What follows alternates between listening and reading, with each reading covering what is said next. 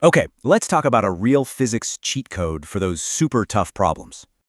If you're studying for a big exam, you know exactly how brutal rotation problems can be.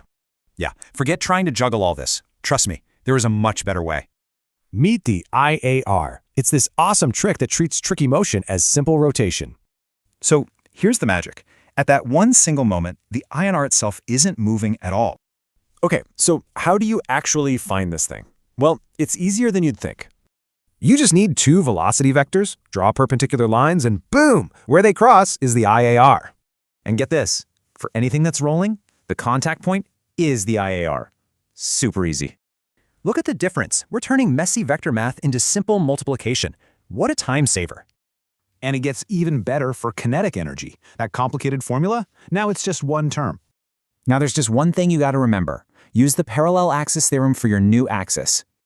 All right, you ready to see this cheat code in action? Let's tackle a classic problem. So picture this. You've got a rod sliding down a wall and along the floor. Okay, first step. We know end A is going down and end B is going right. Next up, just like we learned, we'll draw perpendiculars from those velocity arrows. And just like that, where they meet, that's our IAR. See how simple that was? So what was a really hard kinematics problem is now just some basic geometry. This is exactly why the IAR is a total game changer on exam day. It's so much faster. Seriously, using the IAR isn't just a clever trick, it's a huge strategic advantage. So, what tough concept should we break down next? Drop it in the comments below.